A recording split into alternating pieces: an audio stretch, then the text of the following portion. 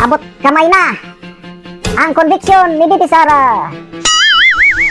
Dahil di kalidad, sobrang lakas ang aming ebidensya. In fairness, para sa akin magaling na abogado itong si Atty. Lorna Capunan.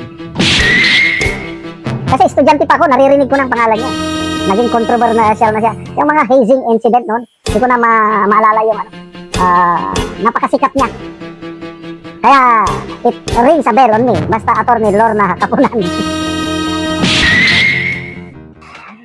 Wala pang mga Luistro, wala pang mga Ridon, wala pang mga Joel Chua nung una, may Atty. Lorna Capunan na. Kaya, yung balibalita, yung pre-trial conference, kinain ng buhay ng defense team ni BP Sara yung mga House prosecutors, yung mga kongresista. Kaya napilitan nag-step up, napilitan sumagot ba o nakipaglaban, balitaktakan si Atty. Lorna Capunan. Hindi daw prepared yung mga kongresista na prosecutors. Kaya, tumulong si Atty. Lorna Capunan. Kasi, sa mga ganyan, ang nasa frontline yung mga House prosecutors. Ang mga private prosecutors, nasa likod lang yan, nag-advise. Kinakain na sila ng buhay, bumanat na daw si Atty. Capunan. Yun ang balibalita.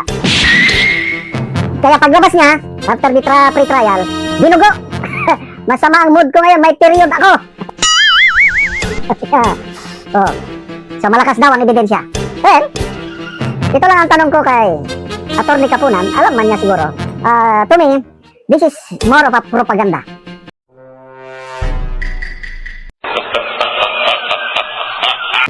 Para palabasin na makukonvict na yan dahil ang tanong, ang impeachment trial katulad ba sa trial sa korte?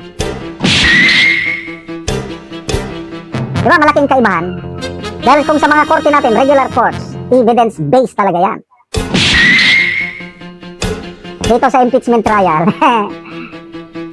evidence plus political affiliation. It's more of a political process ang impeachment. Yeah, boy.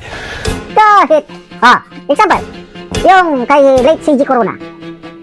Anong mga ebidensyang na-present? Mahina.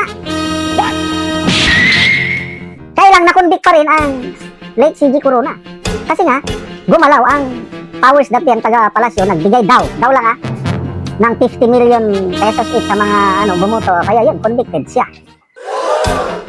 But after a few years, inacquit siya. Nilinis ng Sandigan Bayan ang kanyang pangalan na wala siyang ginawang katiwalian. So, impeachment court noon, wala, politiko lang yan.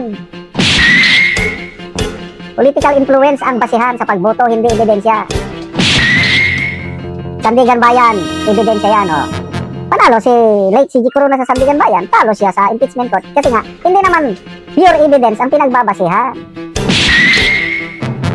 So, ang tanong, kaya nyo bang mag-produce ng 16 votes?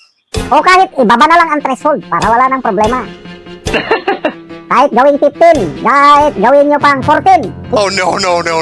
What were you thinking? Yun na, pagbigyan natin sila. 14 na lang ang conviction votes. Saan sila kukuha ng 14? Ilan lang sila, di ba? 13 lang sila. Kahit balik-balik tarin nyo pa ang mundo, hindi nyo makukonvict si BP Sara. Isa pa dyan, yung si Senator Subiri. Taga Mindanao yan, taga Bukidnon. Maraming galit kay Subiri na taga Bukidnon yung pagbalimbing niya. Sumama na siya sa Gatchalian Block, Soto Block, Malacanang Block. Binati ko siya sa Bukidnon. Galing mismo sa bibig ni Senator Subiri na 99% Bukidnon is pro-Sara. Alam nila yan. Duterte country ang Bukidnon. So, pagdating sa botohan, may plano daw na kakandidatong gobernador itong si Subiri sa 2028. Kasi hindi na siya qualified mag-takbong senador. Boboto siya ng conviction ni BP Sara? Wala na. Matatalo siya dyan. Kaya tingin ko kay Senator Subiri, either mag-abstain or mag-vote ng acquittal. So kaya yung 13 nila, naging 12 na lang. Paano nyo i-convict? Kahit gaano pa kalakas yung siyam na minority, wala nang bibigay yan. Mga na yan, mga pakapon, kung sa pa, do or die na yan. until the last drop of their blood. Lalaban yan. Para kay BP Sara, yung minority 9. Oh. Paano nyo ngayon makonvict? Kahit gaano kalakas ang inyong ebidensya. So, good luck po, Attorney Lorna Kapunan. Salamat po sa galing ninyo. Alam ko magaling kayo. Ituloy nyo lang, tulungan nyo ang mga kawawang House Prosecutors para hindi naman sila kainin ng buhay ng mga magagaling na abogado ng defense team dito sa Sara.